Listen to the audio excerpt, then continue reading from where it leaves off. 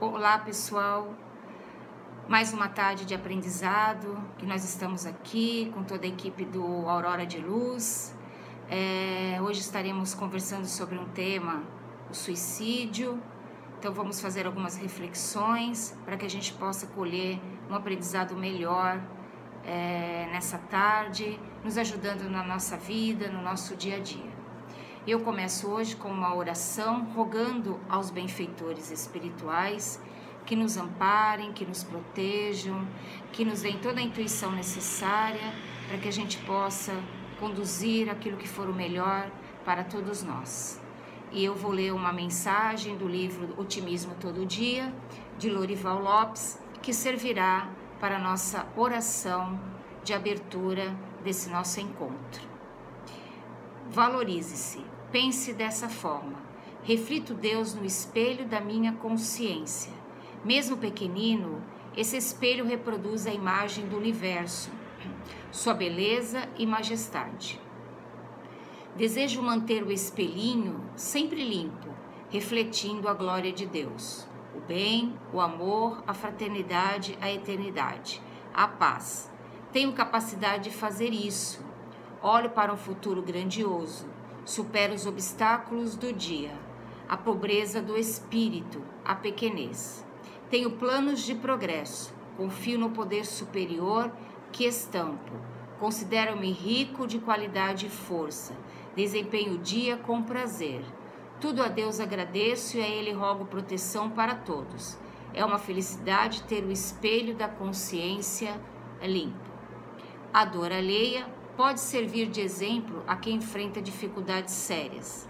Se esse for o seu caso, observe que outras pessoas têm problemas muito maiores do que os seus e não desanimam. Essa resistência e luta lhe dará melhor noção das próprias dificuldades, passando a não considerá-las difíceis ou insolúveis. Avançando mais, imagine-se livre de sofrimentos e problemas, o que trará um grande alívio. Para ter forças de assim fazer, acredite-se com sorte, com o tempo a seu favor, com saúde e uma grande proteção divina. O tamanho do buraco é que faz o medo e a providência para nele não cair.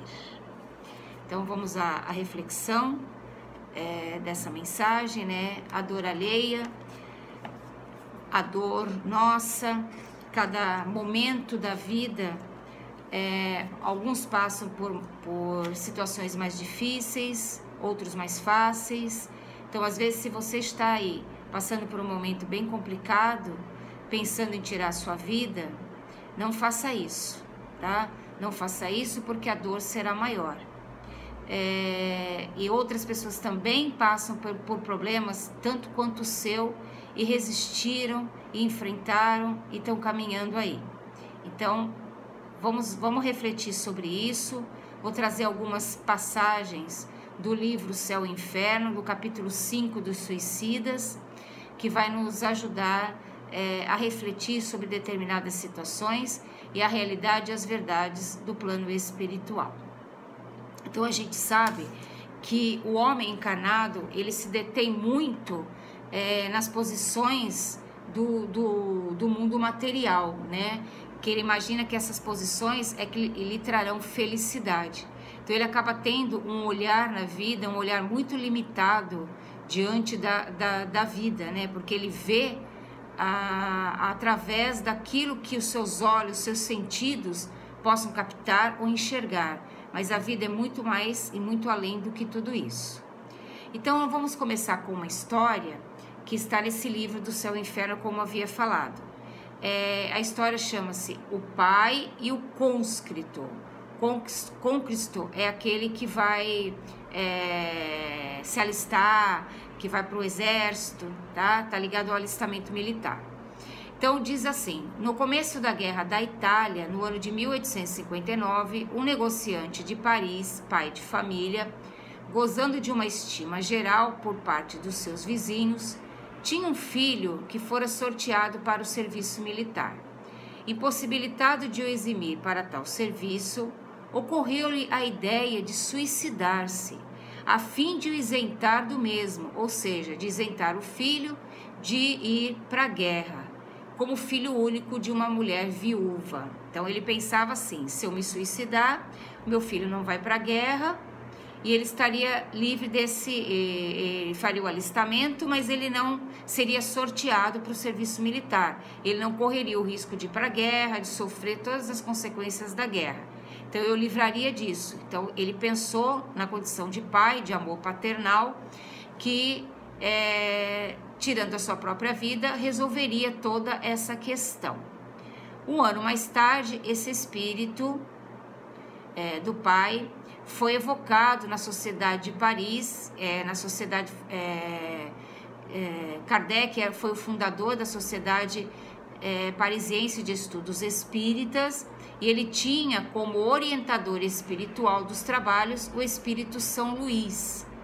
E a gente sabe que nesse livro, sempre que tem um depoimento, uma evocação de um espírito que se manifesta nesses trabalhos da Sociedade Espírita, tem os comentários do espírito André Luiz nos ajudando nas reflexões espirituais sobre o que vem acontecendo com essas situações, justamente para que nós não caiamos no mesmo erro. Então, na evocação, quando esse espírito veio, na conversa, no diálogo entre o encarnado e o desencarnado, ele chega e diz assim: obrigado, sofro muito, mas é justo, contudo ele me perdoará. Então é um espírito que já tem consciência, pelo menos em parte, do erro que cometeu, né? Qual foi o erro do suicídio? E ele consegue perceber que a morte não livrou, né, dos problemas que ele achou que não teria. Ele se desperta no plano espiritual e percebe que mesmo executando o corpo, ele está mais vivo do que nunca. E quando ele diz que ele sofre, é porque ele está sentindo as consequências desse ato que ele cometeu, porque ele violou o princípio da vida, né? E quando você faz isso, sem ser pelos trâmites naturais, pela desencarnação natural, ou aquela dentro dos desígnios divinos, você interrompe o teu processo reencarnatório também, tá? E isso traz algumas consequências, por isso que ele também sofre. A gente vai entender que tipo de sofrimento é esse, tá? E quando ele fala que ele me perdoará, ele está falando do Pai, né? De Deus, que Deus é misericordioso e trará o perdão para ele, tá? E ele percebe que não foi a melhor escolha que ele fez. E aí ele continua, o dialogador falando com ele: dissestes que sofreis, compreendeis que fizeste muito mal em vos suicidar, mas o motivo que vos acarretou esse ato não provocou qualquer indulgência, ou seja, não tem um atenuante, porque o propósito dele era ajudar o filho, né, proteger o filho na condição de pai. Aí ele percebe que apesar dele ter um atenuante com essa gravidade de tirar sua própria vida, ele praticou o mal, e praticando o mal, né, e tirando a vida, ele contraria as leis divinas. Então ele tem que responder por esse ato. Não seria uma punição, seria uma ferida consciencial, uma dor de consciência, em que você vai procurar tentar se adequar novamente à sua consciência, às leis divinas. Enquanto isso não acontece, você tem o remorso, o arrependimento e vai partir para a reparação, tá? Aí a resposta dele: a punição será menos longa, mas nem por isso a ação deixa de ser má. Quer dizer, essa punição que ele vai ter não é uma punição de castigo, é a punição da sua própria consciência. Como dizia Jesus, a cada um será dado segundo as suas obras. Então aquilo que você plantou, você colhe. Lei de causa e efeito. lei de ação e reação. Então, é exatamente isso. A plantação que ele fez não foi favorável. Então, ele está colhendo as consequências dessa plantação indevida. Então, é por isso que ele diz que sofre, né? Aí o dialogador pergunta de novo: podereis descrever essa punição? Né? E ele diz assim: sofro duplamente, na alma e no corpo, e sofro neste último, conquanto não possua, como sofre operado a falta de um membro amputado. Ou seja, por que ele sofre duplamente? Na alma e no corpo. Porque a alma está viva, e a alma, ela está sentindo essa parte, esse corpo perispiritual, os danos que ele causou no processo do suicídio, da morte física. E ele sente no físico, por quê? Porque o fluido vital, que é aquela energia que mantém você vivo, aquela energia que você, ao reencarnar, você traz essa energia para manter a sua vitalidade, ela tem um tempo para você viver aqui. Muitas vezes nós, nos nossos abusos, vamos gastando essa energia vital desnecessariamente, e ela traz uma consequência, e a gente diminui o nosso tempo reencarnado. E nesse caso em que ele praticou o suicídio, ele ainda tinha fluido vital para continuar vivendo aqui no planeta Terra. E quando ele tira essa vida, ele pratica a morte do corpo físico, é como se fosse um cabo de alta tensão que se rompe. Então aquela corrente elétrica vai se exteriorizando em vários pontos, como fagulhas de energia, como se tivesse várias explosões em várias partes do corpo, né? Então e o perispírito também vai sentindo isso, são pontos rompidos. Então por isso que ele diz que sofre no corpo, né? Como se fosse um membro amputado, né? Deve ser uma dor terrível, porque essa energia vital, ela não vai se dissipando como numa morte natural, ou como numa morte em que está dentro dos planejamentos divinos, onde aquele espírito já é socorrido para poder ajudar nesse desligamento desse fluido vital. Nesse caso, como ele rompeu isso antes da época, ele está sentindo ainda esse fluido vital. Por isso que o caso do suicídio é mais complicado, ele sofre as consequências do corpo justamente por causa disso, né? Porque esse fluido vital ainda está ali, muitas vezes em quantidade grande.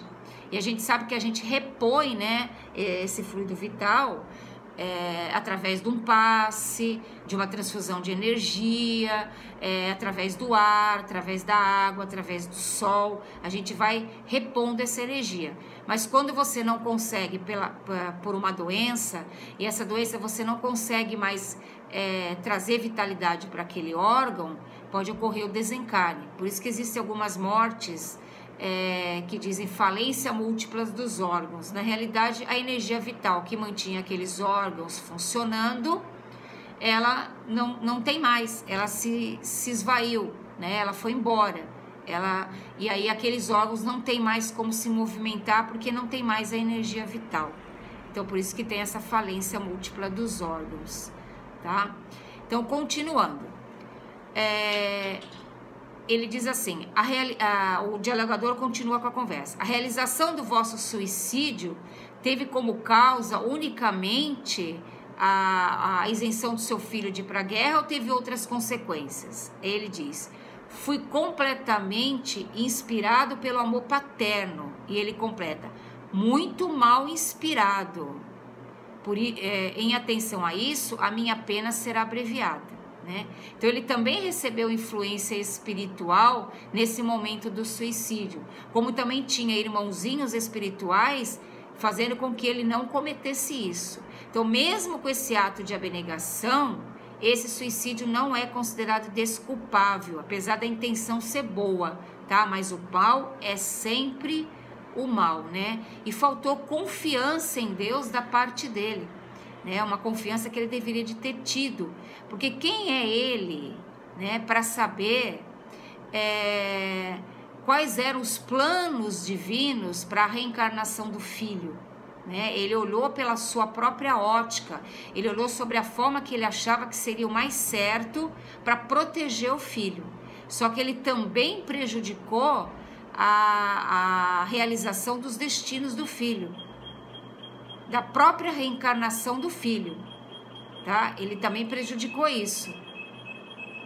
Então, isso também traz uma consequência para ele, né? Uma consequência muito grande para ele. Então, ele está respondendo... Vocês desculpem, gente, aqui está tocando um sininho aqui e eu não sei o que é. Ele tá, além dele ter prejudicado a sua reencarnação, ele também prejudicou a reencarnação do filho, os destinos da reencarnação do filho. E isso foi muito complicado, ok? Então vamos ver as reflexões do Livro dos Espíritos, a questão 957. Só um instantinho, gente, que eu vou desligar um aparelho aqui. Não, parou. Não, vou desligar.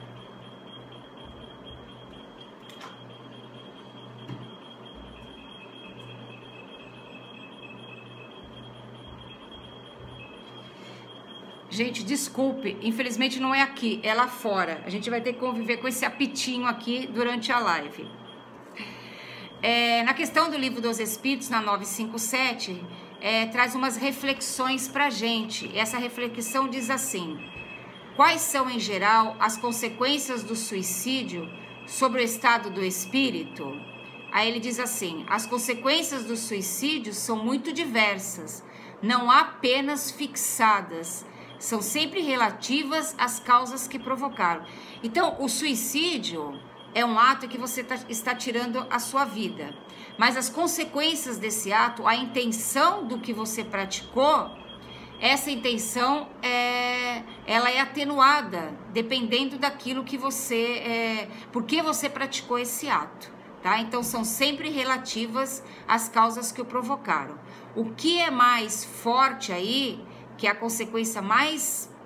que o suicídio não foge disso, é o desapontamento, é o despertar no plano espiritual e você perceber que você está mais vivo do que nunca, tá? Então é assim, vamos imaginar que a nossa reencarnação são períodos escolares para a gente cumprir a nossa missão, a nossa evolução.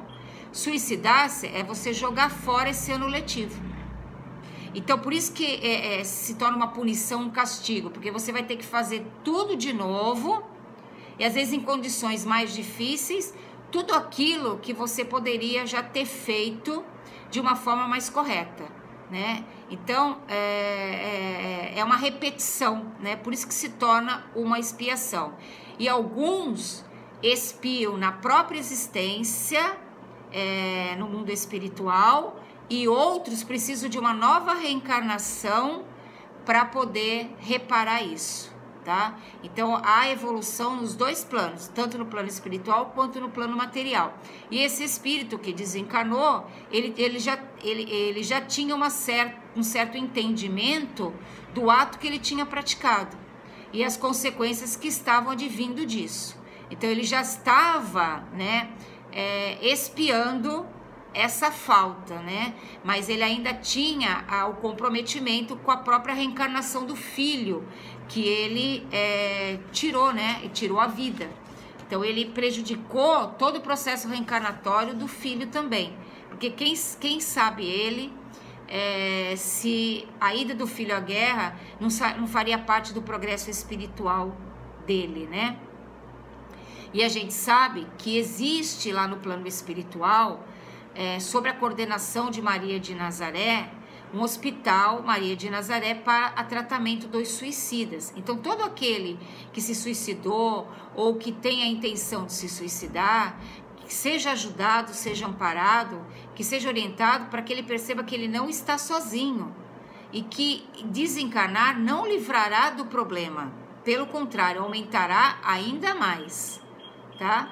Então, ele precisa orar, ajudar esse espírito a orar por Maria de Nazaré, para que ela possa auxiliar através das suas legiões de espíritos amigos, para que ela possa trazer esse alento para esse espírito e ser socorrido também pela equipe espiritual, pelas legiões de Maria no plano espiritual, tá? Então todos são socorridos, tá? Não fiquem desesperados que mesmo aquele que cometeu suicídio não será ajudado. Ele será ajudado sim, tá? Mas tudo dentro daquele quadro em que ele também desperte para essas realidades espirituais. E a gente sabe que existem casos de suicídios inconscientes, tá?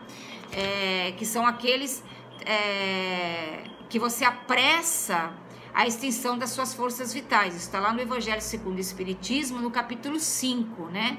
O tabagismo, o consumo de álcool, as drogas lícitas e ilícitas, o sexo desequilibrado, a gula, entre outros. Então você desencarna na condição de um suicida inconsciente ou um suicida indireto. Mas você está abreviando a sua vida antes do tempo previsto. E foi o caso que aconteceu com o André Luiz, né? André Luiz, ele também teve um desencarne na condição de um suicídio inconsciente, porque ele despertou no plano espiritual e era acusado como suicida. Ele não entendia, porque ele disse que não tinha tirado a sua própria vida, mas os abusos que ele fez causaram problemas físicos que levaram a óbito, né? Então ele chega no plano espiritual antes do tempo predito, né? Antes do tempo programado, e aí ele compromete também a sua reencarnação, ok? Então e o caso do André Luiz, ele acabou sendo socorrido no plano espiritual, está em processo também de evolução no plano espiritual, ok? Mas demorou um bom tempo para essa consciência acontecer, tá? E hoje ele trabalha em prol da humanidade também, se redimindo, né, dos seus atos equivocados perante as leis divinas, se ajustando a sua consciência dentro desse caminho divino, ok? E a gente tem também um outro caso, que é de uma mãe, que essa mãe também se suicidou. Aconteceu também em Paris, um filho na idade de 21 anos, é o caso mãe e filho, também está lá no livro Céu e Inferno, no capítulo 5, em que ela tinha um filho de 21 anos que já estava à beira da morte, não tinha mais nada para fazer. E ela o abraça, o acolhe ali e diz para o filho ir na frente, que mais tarde ela iria segui-lo. E as pessoas que ouviram aquilo, né, entenderam que era uma dor que ela estava sentindo pela perda do filho, algo normal, era um luto ali. E que, né, essa dor com o tempo iria passar. Só que após o desencarne do filho, a mãe suicidou-se, ela enforcou-se, tá? E tirou a sua própria vida para estar junto com o filho. E quando esse espírito do filho foi evocado, né, na sociedade de Paris, ele dizia que ele estava, essa foi a frase dele, né? Sabeis do suicídio de vossa mãe, em consequência do desespero que causou a vossa partida? E ele diz assim: e sim, e com pesar causado por essa fatal resolução da parte dela, julgar-me-ia completamente feliz. Esse espírito chama-se Benjamin C, tá? Então você vê, ele não está feliz por conta da dor da mãe, porque a mãe, com o apego que ela tinha pelo filho, ela cometeu o suicídio, e ela, achando que ela iria encontrá-lo, ela ficou mais distante do próprio filho. E ele sofre, ele já poderia estar feliz no plano espiritual, e ele não está, porque ele vê a dor e o sofrimento da mãe, né? Então, às vezes, o nosso choro, a nossa lamentação, a nossa falta de resignação, o nosso desespero, nós transmitimos para esses seres que já desencarnaram. E eles não conseguem também serem felizes no plano espiritual por conta nossa, por conta dessas nossas atitudes. Então, o importante é que nós voltemos. A gente sabe que essa dor ela não vai, ela vai com o tempo passar, a saudade vai ficar, mas a dor vai passar. Que a gente converta essa dor com o tempo em trabalho, em benefício do semelhante. E a hora que você trabalha em benefício do semelhante, você leva essa energia através da oração para esse ser amado que desencarnou, né, pela vias do suicídio ou não, para que ele receba essa energia de amor, de devotamento, de abnegação, para que ele também encontre o seu caminho de proteção e de auxílio e de sucesso no plano espiritual, né? E quando a mãe foi evocada na Sociedade de Paris, ela não aceitava, ela queria ver o filho de qualquer jeito, ela não aceitava que o filho estivesse na luz e ela estava nas trevas, e ela reclamava, porque ela queria que as pessoas valorizassem o trabalho que ela tinha feito. E ela dizia assim, né, eu fiz um homem cheio de atividade, de inteligência, né, eu ajudei nos primeiros passos, eu ensinei a babucear, eu carreguei ele no ventre. Tudo isso que ela tinha feito pelo filho, ela achava que ela teria que ter uma compensação por tudo isso, e que ela não achava justo ela estar ali naquela condição de dor e sofrimento e o filho estar distante dela.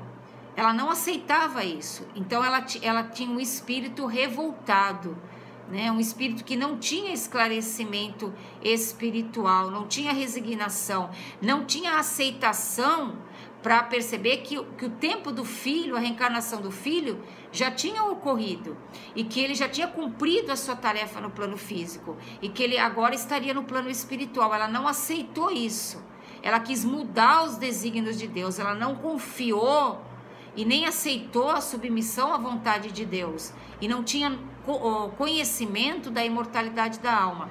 Então o sofrimento é muito maior, mesmo ela ter praticado isso por amor, segundo a visão dela, mas era um apego, tá? Um apego muito grande. Ela teria que ter aguardado a sua reencarnação, tá? A sua reencarnação, né?